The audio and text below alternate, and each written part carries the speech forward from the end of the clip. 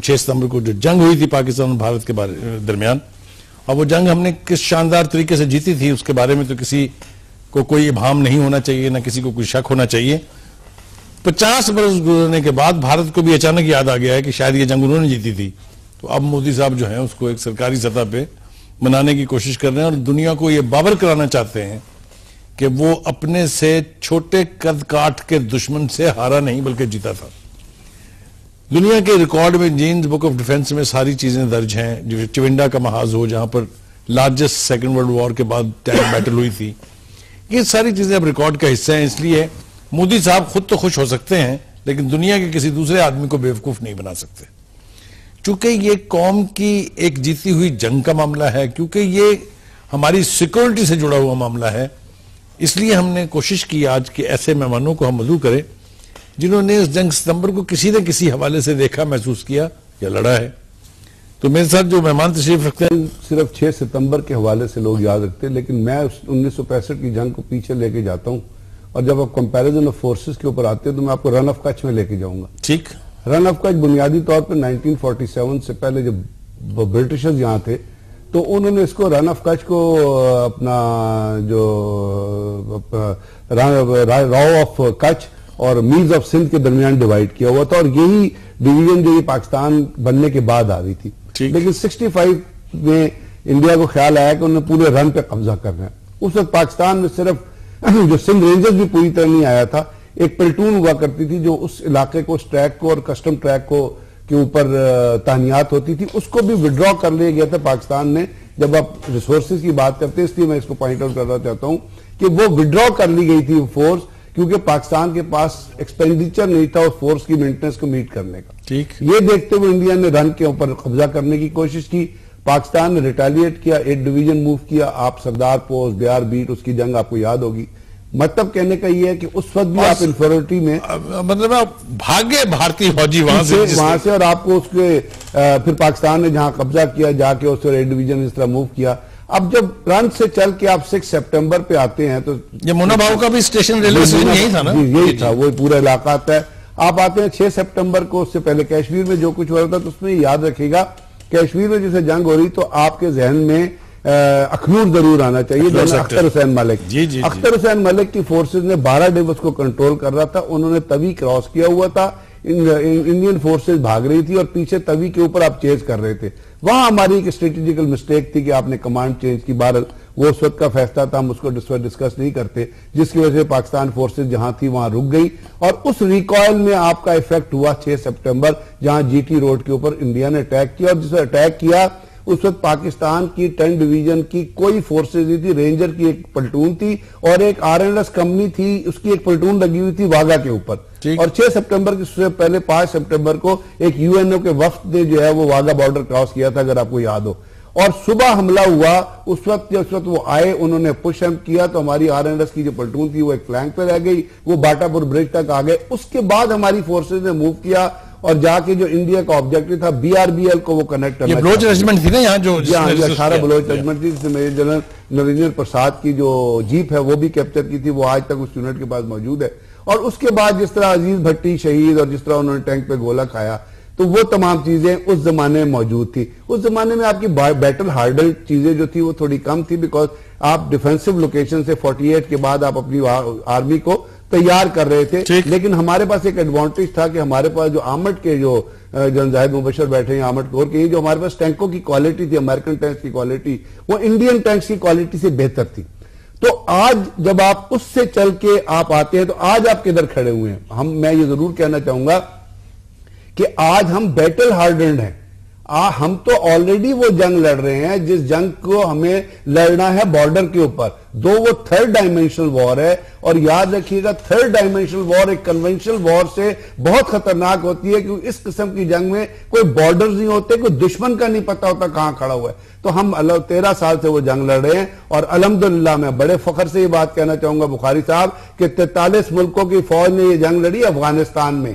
43 मुल्कों की most advanced, most technical equipped army, most well equipped army, और they have lost the battle in Afghanistan even after 11 years। After 11 years Kabul तक वो battle तो छोड़ें, आप वेस्टर्न्स की किताबें पढ़ें, मैं कॉन्स्पिरेसी थ्योरी पे नहीं जाना था, जर्मी स्कैल की किताब पढ़ें, द डर्टी वॉर पढ़ें, द रॉन्ग वॉर पढ़ें, उसमें उन्होंने कहा कि जब अमेरिकन फोर्सेस हाइट पीक पे थी ना उसको कैप्चर करने के, उस जमाने में भी अफगानिस्तान में the night belong to Taliban. मैं वापस आऊंगा आपके पास ब्रिगेडियर साहब।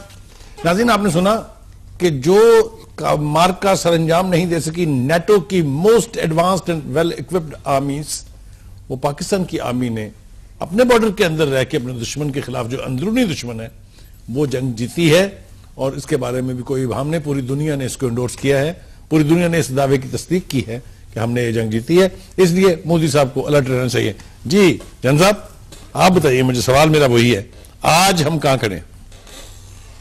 मैं समझता हूं जी कि जहां तक जज्बे का ताल्लुक है, वो 65 की जंग में जो पाकिस्तान का जज्बा था पूरी कौम का, वो जंग थी जो पूरी कौम ने लड़ी थी। ठीक। जहां तक फौज का ताल्लुक है, मैं समझता हूं कि ये इसमें जमीन और आसमान का फर्क है, इक्विप होने के लिहाज से, ट्रेंड होने के लिहाज से। ठीक। आज की फौज पढ़ी लिखी फौज है, ट्रेंड फौज है, battle hardened army and well equipped also. ठीक। और हम हकीकतन आप देखें तो हम तो पहले हालत जंग में हैं। एक होता है कि उस वक्त तो हमें वार्निंग नहीं मिली थी, हम तैयार नहीं थे, हमारी फौजें बॉर्डर पर भी नहीं थी। आपको बताया जैसे तो, और उन्होंने प्लान बनाया हुआ था लाहौर आने का, और पूरी तैयारी के साथ जो अटैकर है, सरप्राइज उन्होंने अचीव की, लेकिन उसके बावजूद वो अपना जो मंजिल मकसूद तक नहीं पहुंच सके, अपने ऑब्जेक्टिव्स जो है वो हासिल नहीं कर सके। ठीक। तो जहां तक आज का ताल्लुक है, आज हम पूरी तैयारी की हालत में बैठे हैं। पाकिस्तान पहले से हालत जंग में, पाकिस्तान ज़रबे अज़ब लड़ रहा है, और जैसे बताया इन्होंने कि ये कन्वेंशनल वॉर से ज्यादा सख्त जंग है, और हमारा कोई सिपाही पाकिस्तान फौज का ऐसा नहीं है जो जंग के प्रोसेस से नहीं गुजरा।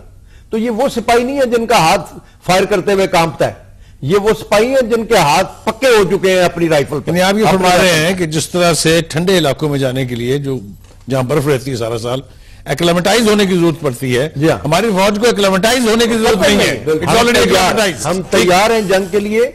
और मैं समझता हूं कि अगर भारत ने यह गलती की, जैसे आपने पहले कहा था ना कि बेसिकली वो, मेरा ख्याल है कि एक हवा खड़ा करना चाहता है और वो जंग की गलती नहीं करेगा, क्योंकि उनके अपने भी जो माहिरीन है जंग के, वो इसके हक में नहीं है। वो कह चुके हैं, मोदी साहब नारे लगा रहे हैं, और वो मेरा ख्याल गीदड़ भभकी है, लेकिन हम तैयार हैं और हमें तैयार रहना चाहिए। ब्रिगेडियर साहब, आपको याद होगा कि वहां एक थिंक टैंक है फौज का, जिसने कहा है कि आप पाकिस्तान से जंग जीत नहीं सकते। लेकिन सर एक चीज और याद रखिएगा, गूगल ने कहा कि Modi is the most stupid prime minister in the world. तो बारे में गूगल रेफर करने की क्या जरूरत है? इसलिए कह रहा हूं, ये ना कहें कि मैंने कहा है ना, ये एक थिंक टैंक ने, वो भी let me take the pride of me saying this. मैं भी आपको कहता हूं, मैं क्लेम करता हूं इसको, जो कुछ उन्होंने महाराष्ट्र में किया गया। तो अगर वो प्राइम मिनिस्टर है और एक थिंक टैंक ये कहता है कि जंग नहीं होनी, तो आप फैसला करेंगे कि स्टूपिड आदमी क्या फैसला कर सकता है, फिर आप जीते जाइए। जी कर्नल साहब, आपके पास आ रहा हूं, आप मुझे बताइए, सवाल मेरा वही है जो मैंने ब्रिगेडियर साहब से पूछा, जनरल साहब से पूछा, आप भी बताइए, आज हम कहां खड़े हैं? जहां तक तैयारी का ताल्लुक है, वो तो बताया जनरल साहब ने, ब्रिगेडियर साहब ने भी, बहुत अच्छी तैयारी है। मैं वहां से लेना चाहता हूं कि क्या ये हिंदुस्तान की गीदड़ भभकी है या स्टुपिडिटी करने जा रहा है, या एडवेंचर रहना चाहिए। ठीक, we should be prepared for the worst. इसको हमें बिल्कुल रिलैक्स नहीं करना चाहिए, कोई लैग्जिटी शो नहीं करनी चाहिए। लेकिन मेरी जाती राय में जंग का इम्कान कम है। मैं इसको समझता हूं ये दो न्यूक्लियर पावर्स है, तो वो जो म्यूचुअल एश्योर्ड डिस्ट्रक्शन का कॉन्सेप्ट है ना, हम इस काबिल हैं कि उनको डिस्ट्रॉय कर दें, उनके बड़े बड़े तमाम शहर डिस्ट्रॉय कर दें, और वो भी इसी तरह इस काबिल हैं कि वो पाकिस्तान में बहुत बड़ी डिस्ट्रक्शन कर सकते हैं। तो दो न्यूक्लियर पावर्स के दरमियान जो वॉर का होना है, वो एक छोटी बात नहीं है। यानी आप उसी तरफ जा रहे हैं जो एक न्यूक्लियर वॉर हेड का डेटरेंस का जो लेवल है, जी हाँ, वो दोनों को बाज रखेगा कि जंग ना, दोनों को बाज रखेगा। और ये जो गोलाबारी होना है, हमारी उन पे गोला, अगर आप इंडिया का टीवी देखें तो वो हमारे से ज्यादा शोर मचा रहे हैं कि उनकी कितनी कैजुअलिटीज हो रही हैं। और पाकिस्तान का हमेशा रिकॉर्ड रहा है कि इन्होंने ईंट का जवाब पत्थर से दिया है। जब वो हमारे ऊपर फायर करते हैं तो हम फायर बैक करते हैं, और हम उनके आवाम पे नहीं करते, उनके देहात पे नहीं करते, उनकी फौज पे करते हैं। तो लेकिन मुझे, मेरी नाकस राय में जंग का इम्कान कम है, लेकिन हमें पूरी तरह तैयार होना चाहिए। जहां तक एक पेज पर होने का ताल्लुक है, तो मैं समझता हूं कि पाकिस्तानी कौम और पाकिस्तानी फौज बिल्कुल एक पेज पर है, लेकिन मैं अनफॉर्चुनेटली ये सिविल हुकूमत के बारे में नहीं कह सकता कि वो बिल्कुल एक पेज पर। आपने एक तीसरी पार्टी जो है वो बना दी है। जी हाँ। हमारा तो ख्याल से दो पार्टियां हैं, नहीं फौज है और नहीं जी, अभी आप देखें कि इस वक्त राहिल शरीफ सबसे पॉपुलर लीडर है पाकिस्तान का, कोई सर्वे करवा लें। नेक्सस है जो एक उसमें अगर आप थोड़ा सा पीछे जाएं तो वहां पे एक समाजवादी पार्टी के एमपी उन्होंने एक स्टेटमेंट दी थी, और एक और यूनियन मिनिस्टर थे पुरानी गवर्नमेंट में, उन्होंने कहा था कि ये जो मोदी और उसके साथ के गुंडे हैं सारे लोग, उसके खिलाफ FIR भी हो गई थी। तो ये वहां पे लेवल है लीडरशिप का। इस वक्त देखूंगा मोदी क्यों इलेक्ट हुआ था, उसको कॉर्पोरेट सेक्टर ने इलेक्ट किया था कि गुजरात में बिजनेस अच्छा चला है तो यहां भी बिजनेस अच्छा चलेगा। उसके बाद उसने महाराष्ट्र से एंटी पाकिस्तान स्पीचेस शुरू की, उसने जाके बांग्लादेश में क्या कहा, वो तो क्रिमिनल है इशू, उसके खिलाफ तो केस होना चाहिए इंटरनेशनल कोर्ट ऑफ जस्टिस में। ये वहां पे एक नेक्सस है जिसको फरूख ने बताया कि क्या क्या चीजें एग्जिस्ट कर रही। अब उसके बाद एक उन्होंने रिसेंट एक काम ये किया है कि जो इकोनॉमिक कॉरिडोर है उसको सैबोटाज करने के लिए उन्होंने कमांड बनाई है। उसमें एक सेक्रेटरी है जिसको उसका इंचार्ज बनाया है, उसके अंदर एक मेजर जनरल है और 2 और ऑफिसर्स हैं। उनको उन्होंने फंड्स दिए हैं और उनको टास्क दिया है जिसके अंदर रॉ की पूरी इन्वॉल्वमेंट है, और ये क्रिएट हो गई है बॉडी कि आपने एफर्ट्स करनी है और आपने वो तरीकाकार इस्तेमाल करने हैं जिससे आपने इकोनॉमिक कॉरिडोर जो पाकिस्तान है, और हम कोशिश करेंगे कि गुफ्तगू को समअप करें इस उसमें। एक बात जो मुझे चीफ के बयानात में नजर आई वो ये है कि वो भारत को खुले अंदाज में कह रहे हैं कम गेट अस, अगर तुझमें इतनी जरूरत है तो आम catch me if you can, catch me if you can. Is this impression right?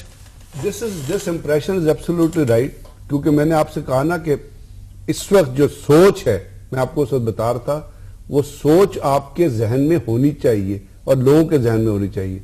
Bharat ने इस जंग को न्यूक्लियर डिटरेंस जो आपका होता है और जो आपका न्यूक्लियर थ्रेशोल्ड एक लफ्ज इस्तेमाल होता है उससे नीचे रखना, और उनकी स्ट्रेटेजी है कि कश्मीर से लेके अली बंदर तक जो आपकी सरहद है उस पर उन्होंने 20 से 21 कॉम्बैट ग्रुप प्लेस करने और उनसे डिफरेंट जगहों पे लिमिटेड, ये लेटर जो थ्योरी है उनकी, डिफरेंट जगहों पे लिमिटेड अटैक्स कराने जो सोच रहे हैं।